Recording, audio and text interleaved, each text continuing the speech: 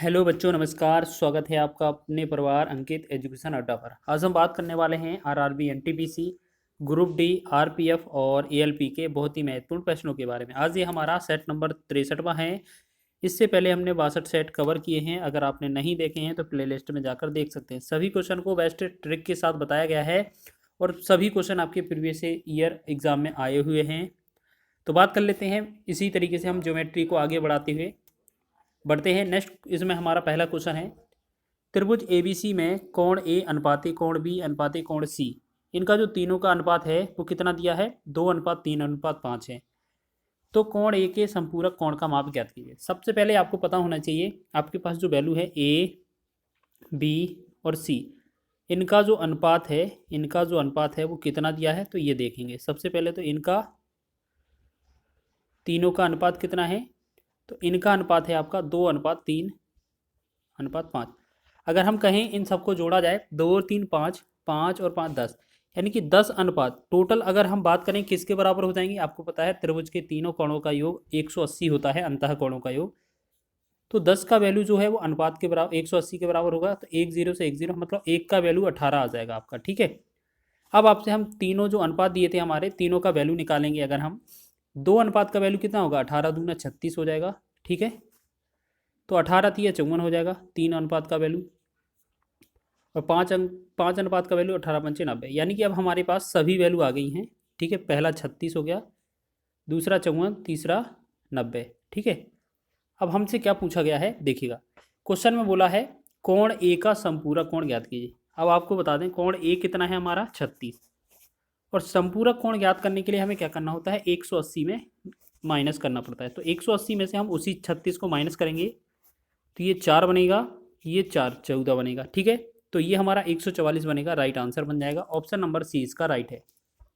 तो इस प्रकार आपका ऑप्शन नंबर सी सही हो जाएगा। आगे बढ़े इसी प्रकार से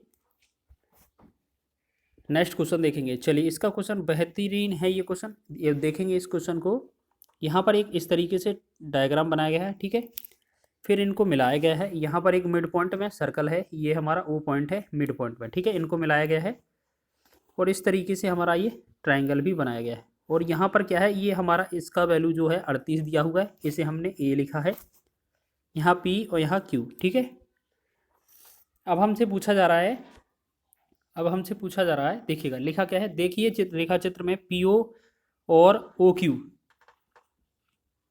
त्रिभुज ए पी क्यू के परिवर्त की त्रिज्याएं हैं। यदि पी ए क्यू बराबर 38 है, मतलब ए का जो एंगल है वो 38 है, तो पी क्यू ओ यहाँ जो है पी क्यू ओ का वैल्यू क्या होगा? ठीक है। इसी तरीके से दिया है तो इसको मिटा लें। ठीक है। ठीक है ना। चलिए देखेंगे। अब आपको बता दें यहाँ पर,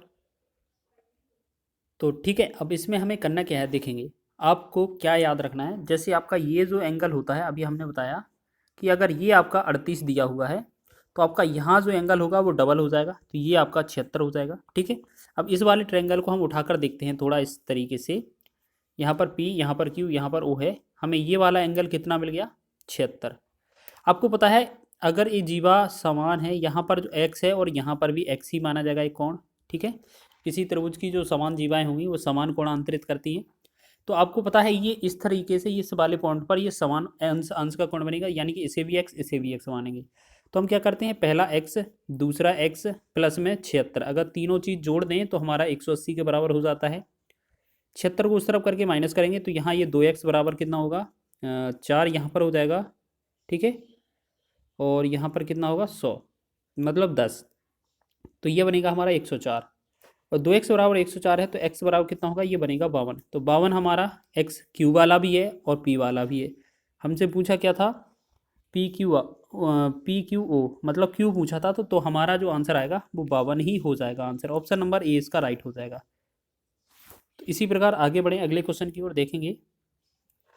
त्रिभुज एबीसी में बी ए सी बराबर 60 अंश है और ओ त्रिभुज एबीसी के अंदर एक बिंदु है। यदि B O B C O B O को 2 गुना है और ओ सी बी ओ सी ए का 2 गुना है, तो बी ओ सी की माप ज्ञात कीजिए। हमारा ट्रायंगल बनेगा, तो पहले तो हमारा एक सर्कल बनेगा इसमें, ठीक है, जिसमें ओ हमारा केंद्र हो जाएगा। ओ यहाँ कोई बिंदु इस तरीके से ले लेंगे हम, ठीक है, यहाँ पर ये हमारे ए बी सी हो जाएंगे, ठीक।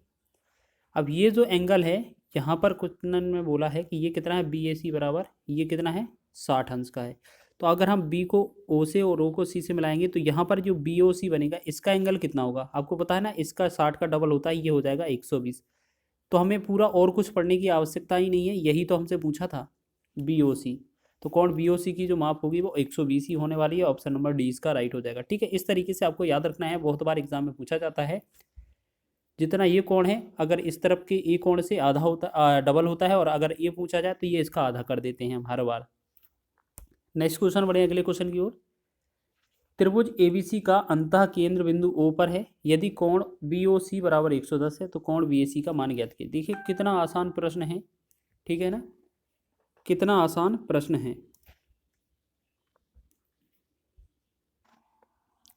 अब इसको कैसे करेंगे, देखो बस इसमें क्या है, हमारा वृत्त नहीं दिया है, परिकेंद्र नहीं दिया है, तो हम क्या करेंगे, इस तरीके से हमारा त्रिभुज हो जाएगा, ये ए हो जाएगा, बी सी, इसमें कहीं बीच में ओ है, यहाँ पर ये क्या है, ओ मान लेते हैं, ठीक है। अब आपको क्वेश्चन में बोला है बी ओ सी यहाँ पर 110 है और इस कोण का एंगल हमसे पूछा है ए का। तो इनका जो रिलेशन होता है, अगर ये वृत्त के अंदर होती है तो ये तो सीधा आधा हो जाता है, लेकिन आधा तो होना नहीं है क्योंकि ये वृत्त के अंदर दिया नहीं है। तो इसका जो रिलेशन होता है, तो कोण बी ओ सी बराबर होता है जो आपका 90 प्लस में रहेगा और कोण ए बटा में 2 करना पड़ेगा हमें। तो हम क्या करेंगे, बी ओ सी की वैल्यू 110 है, यहाँ पर 90 प्लस में कोण ए बटा में 2। अब 90 इसमें से घटाएंगे हम तो कितना बनेगा, 20 बन जाएगा। 20 बराबर कोण ए बटा में 2, तिर्यक गुणा करेंगे तो ए बराबर कितना होगा, 20 दूना 40। तो ये हमारा कितना हो जाएगा, ए बराबर 40।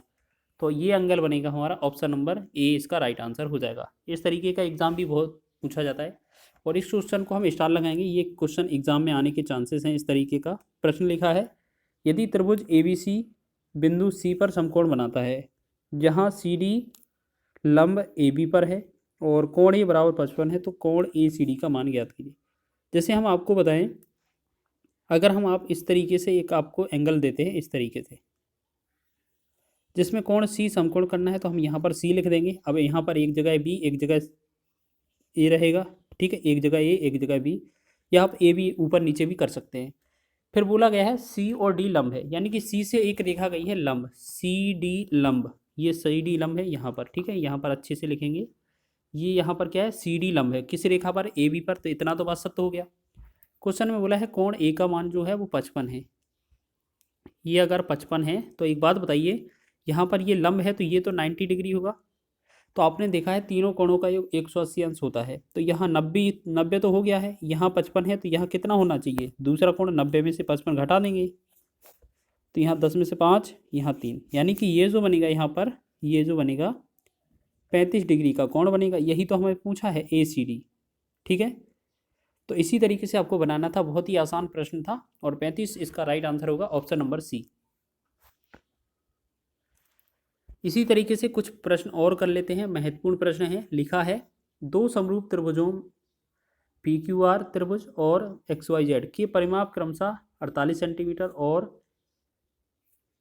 24 सेंटीमीटर है। यदि एक्स वाई बराबर 12 सेंटीमीटर हो तो पी क्यू की लंबाई ज्ञात कीजिए, ठीक है। तो महत्वपूर्ण है, क्या है, क्वेश्चन में लिखा है आपका कि दो समरूप त्रिभुजों में इस तरीके से क्वेश्चन दिया है और आपको क्या समझना है, ये P Q R X Y Z दिया है 48 24 और एक्स वाई बराबर 12, पी क्यू की लंबाई क्या होगी। तो हमें सबसे पहले ये समझना है कि पी क्यू आर का जो परिमाप है वो कितना दिया हुआ है, 48, तो 48 लिखेंगे ऊपर। फिर लिखा है त्रिभुज एक्स वाई जेड का परिमाप, तो दूसरा का लिखेंगे 24 नीचे, बराबर, बराबर में क्या लेना है, जो पी क्यू आर वाली भुजा है उसकी लंबाई देखेंगे। पी क्यू आर भुजा की लंबाई हमें ज्ञात करनी है, मान लेते हैं एक्स हो जाएगी। फिर नीचे हमारा एक्स वाई जेड, तो एक्स वाई वाले की भुजा चाहिए हमें, कितना 12 है तो 12 लिखेंगे, ठीक है।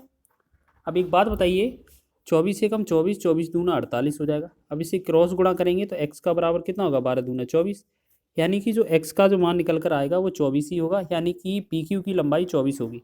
तो ऑप्शन नंबर सी इसका राइट आंसर हो जाएगा। इस तरीके से और आगे बढ़े अगले क्वेश्चन की ओर। चलिए अगले क्वेश्चन की ओर बढ़ें। नेक्स्ट क्वेश्चन लिखा है, अच्छा ये सारे क्वेश्चन हो गए। अब कितने हमारे पास यही क्वेश्चन थे, ठीक है, टोटल क्वेश्चन हमने कवर कर लिए हैं। और इस वीडियो को बताइएगा आप लोग कैसा लगा है। अगर वीडियो पसंद आया है तो वीडियो को लाइक करें, शेयर करें, चैनल पर नए हैं तो चैनल को सब्सक्राइब कर लें। इसी तरीके से आपका ज्योमेट्री भी समाप्त होने वाला है। इसके बाद आपको प्रोबेबिलिटी पढ़ाया जाएगा, ठीक है।